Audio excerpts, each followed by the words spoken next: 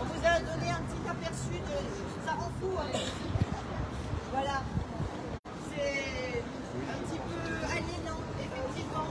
Et beaucoup de lycéens le confient. Que voilà, c'est un petit peu, on essaie de traduire leur ressenti. Il manquait, on a malheureusement un panneau de personnages qui s'est envolé. Évidemment, le dernier, c'était la région Grand Est. Voilà, on n'avait pas... Donc maintenant, il y a des lycéens qui vont partager aussi leur vécu. Vous en avez eu un petit aperçu. Voilà. S'il est là le 24, je vais facile. Mais voilà, c'est une lycéenne première. Elle est occupée à parler avec les journalistes. Un marocain, peut-être, pour un autre lycéen, lycéenne. Je vais avoir j'ai un t-shirt. Vous pouvez témoigner. La parole est libre. C'est écrit sur la cadeau de Noël. Les 1200. C'est vraiment impressionnant.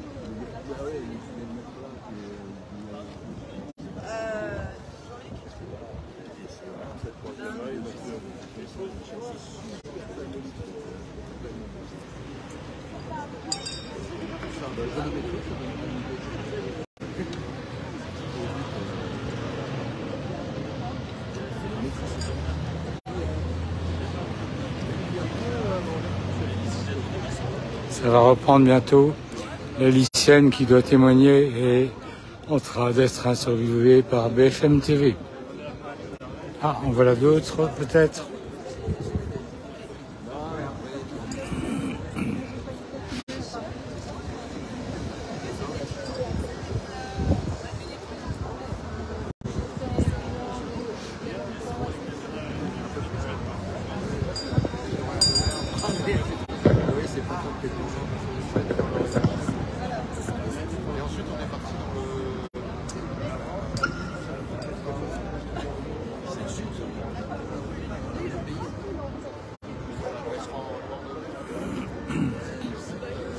Bonjour à tous, je m'appelle Violette, je suis en terminale et je vais vous donner mon témoignage en tant que lycéenne. Plus près. En tant que lycéenne, déjà je suis une élève un peu lambda, je suis pas une très bonne élève, je suis pas une mauvaise élève, donc je suis en bon exemple je pense. Je voulais dire que le lycée 4.0 ça a des points positifs mais aussi des points négatifs. Le fait que, en fait, il est devenu trop facile d'éviter de travailler. Parce que déjà la Gaëlle, elle a mentionné, dire on peut ne pas travailler même chez nous. En cours, si on n'a pas envie de travailler, on prend l'ordi, on fait des jeux, etc. Et donc même les profs ne peuvent pas vérifier sur 30 ordi d'élèves si on travaille ou pas, c'est devenu c'est trop compliqué.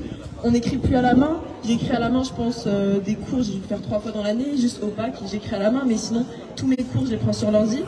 Donc il n'y a même plus le sens d'écrire, on retient moins bien quand on écrit sur l'ordinateur.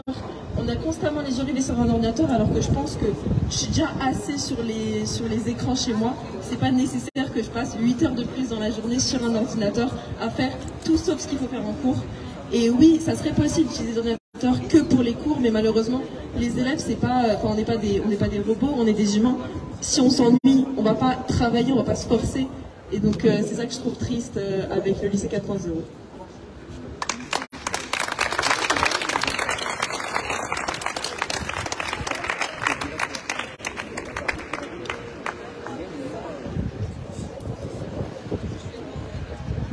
Voilà une autre scène qui se prépare avec l'ordinateur en carton.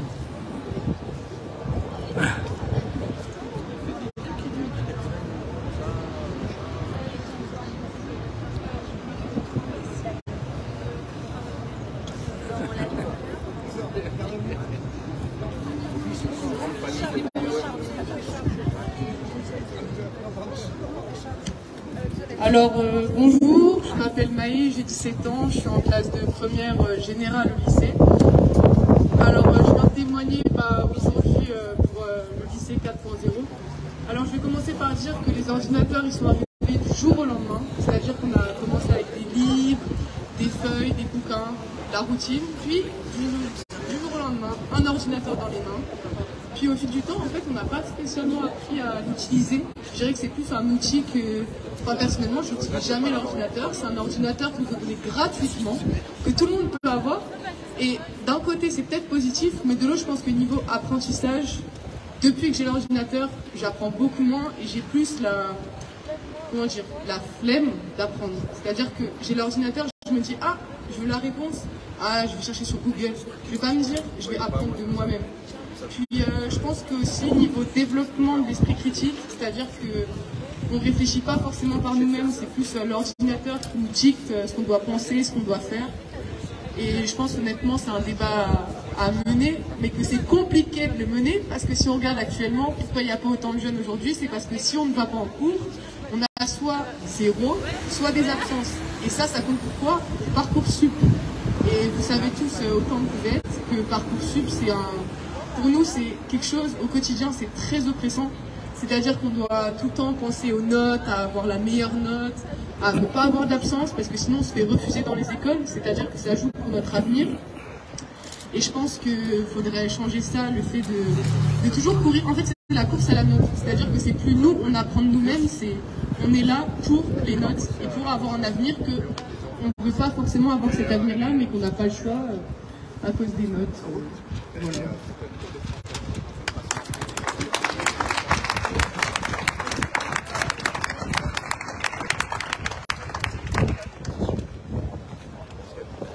Bonjour, moi je suis prof de dessin, je suis dessinateur, prof de dessin. Et en fait cette problématique de ne plus avoir besoin d'apprendre des choses, elle se retrouve partout, c'est pas uniquement pour tout ce qui est écrit, pour tout ce qui est savoir immatériel.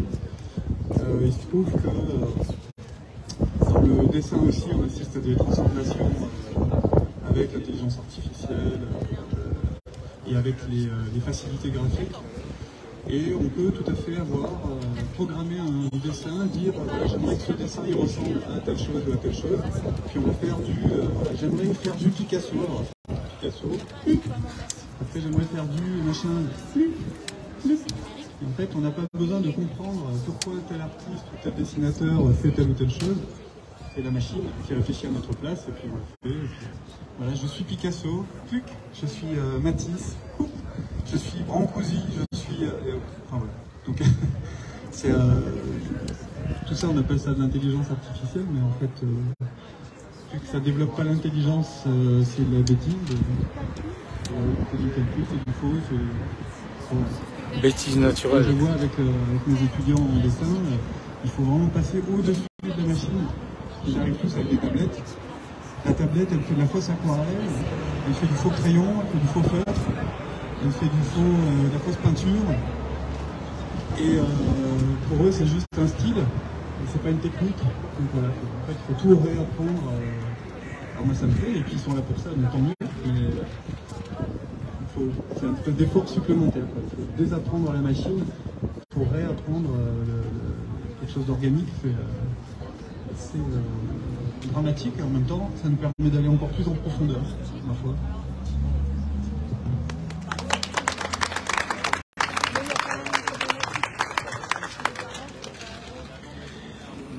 Nous avons de jeunes danseuses qui se préparent pour la suite. Moi je vais ajouter un petit mot après Sylvain parce que je crois que ça parle beaucoup ce que tu dis. Alors, j'ai envie de replacer ce qu'on nous présente actuellement dans les médias comme une révolution d'intelligence artificielle dans un temps plus long. Un temps plus long. 200 ans. 200 ans d'industrialisation et de technologisation. Paysans, ouvriers, employés de bureau, professions intellectuelles, on va faire le chemin remontant. Les paysans ont été largement détruits, dépossédés par la révolution technologique, celle de la chimisation, celle de la mécanisation. Les ouvriers l'ont été ensuite avec le taylorisme, le travail à la chaîne. Les employés de bureau ont connu ça à leur tour. Et aujourd'hui, ce qui est intéressant, les professions intellectuelles qui avaient pu se croire à l'abri de tout ça. On a fait des études, on est irremplaçable. Nous, on ne peut pas être robotisé. On ne peut pas mécaniser notre travail. Et bien voilà que ça arrive sur nous. Alors très intéressant, les journalistes qui sont là, j'ai envie de vous dire une chose. J'ai pas mal d'amis journalistes qui me racontent comment ils travaillaient avant et comment ils travaillent de plus en plus maintenant, dans l'urgence, avec moins de monde autour d'eux. On se déplace plus forcément avec un caméraman, un preneur de son, on est moins disponible pour les contacts, pour l'enquête de terrain, pour s'informer. On doit faire plus vite, alors qu'est-ce qu'on fait? Eh bien, rapidement, on est amené à dégrader son travail. Et en fait, ce qui se passe, c'est qu'avant de robotiser, avant d'automatiser les paysans, les ouvriers, les employés de bureau comme ça avant que ça se passe, leur remplacement par une machine, on dégrade leur travail, on l'appauvrit, on le standardise. Et une fois qu'il est appauvri, standardisé, et que les gens finalement ont le sentiment de faire de la merde, c'est le moment où effectivement ils sont remplaçables par la machine. Quand un journaliste doit travailler à toute vitesse, à un moment donné, ChatGPT fera plus vite que lui. Et il se passe la même chose. Écoutez, ce qui se dit sur Radio France, on a des petites chroniques qui montent depuis l'automne dernier. On a parlé de ChatGPT à propos des lycéens. Et puis ensuite, on s'est mis à en parler pour les gens de justice, les juges, les avocats. L'état de la justice actuelle, c'est quoi? On ne peut pas suivre. Il n'y a pas assez de monde. On connaît l'état des greffes, il n'y a même plus assez de trombones et de matériel de bureau classique. Et donc, quand on ne peut plus suivre, qu'est-ce qu'on fait? Eh bien, on recourt à ChatGPT, à la radio on nous dit. Et ainsi de suite. On pourrait parler des médecins, on pourrait parler du travail des profs, bien sûr. Combien de profs actuellement, j'aimerais bien le savoir, moi, préparent leur cours avec ChatGPT? Vous voyez ce que je veux dire? C'est que d'abord, il y a toute cette période en amont qui est celle d'un appauvrissement. Appauvrissement, standardisation, dégradation, et puis il y a le moment où effectivement, la machine reprend. Comme tu le dis, Sylvain, l'intelligence artificielle n'en est pas une, c'est une puissance de calcul qui recycle en fait la pensée dominante, les préjugés de classe, de race, de genre. Il n'y a qu'à voir en 2016, il y avait l'une des intelligences artificielles qu'on avait inventé comme robot conversationnel pour les jeunes, leur adresser la parole de manière très rigolote et très ludique. Et très rapidement, c'est cette intelligence artificielle qui faisait l'apologie d'Hitler ou qui tenait des propos qui disaient que le génocide des Juifs n'a jamais existé. Voilà, c'est ce qu'on appelle une intelligence artificielle parce qu'en fait, elle était nourrie de réseaux sociaux et de propos qui circulaient beaucoup sur les réseaux sociaux. Donc elle répétait comme un vulgaire perroquet.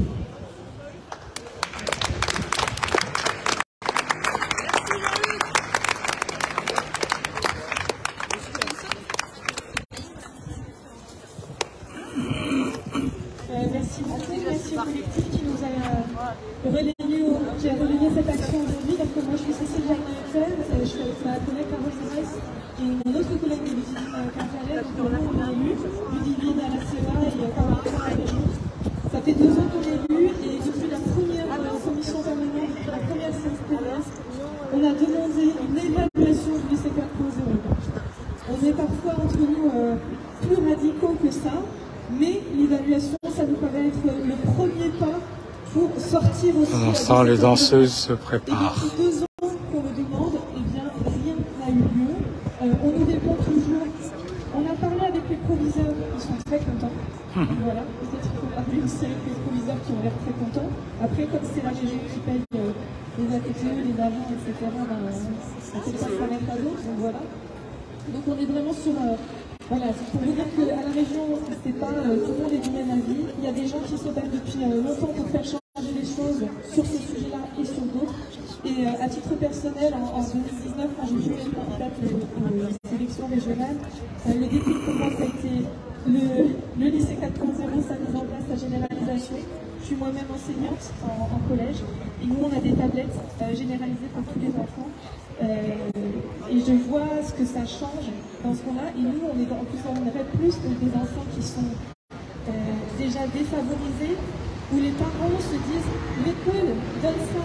Donc si je le refuse, c'est que je suis un mauvais parent, je ne vais pas lui donner toutes ces chances de réussir. Donc on est vraiment dans des cycles qui sont très très calmes. Et voilà, je reviens juste sur sommet régional et dire que voilà, on est là, s'il y a besoin de faire transmettre des informations, on est là et on relaie dans l'hémicycle et surtout à Caroline qui a fait des super belles prises de parole sur ce sujet. N'hésitez pas à aller lui en parler, celle qui siège en commission lycée. Voilà, merci beaucoup et merci d'être là aujourd'hui. On se sent.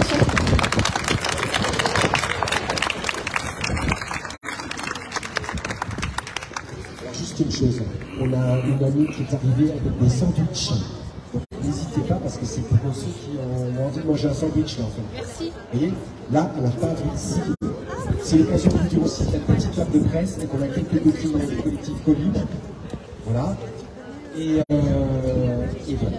Et voilà.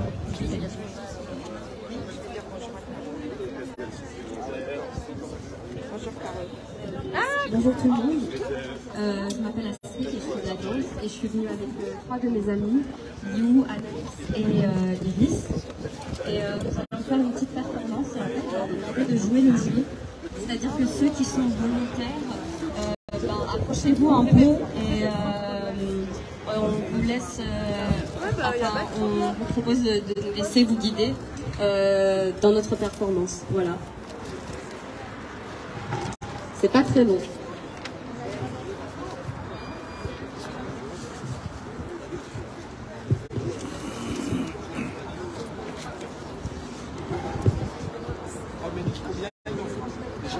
Quatre personnes au moins. Ça y est, elles sont là les 4. Très bien. Comme vous voulez.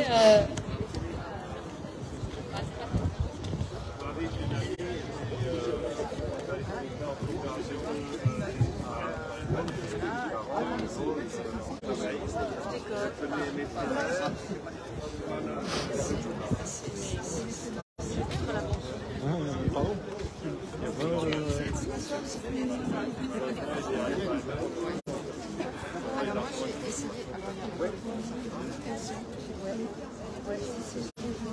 et puis il y a le ça. Et il y a ce nom perso.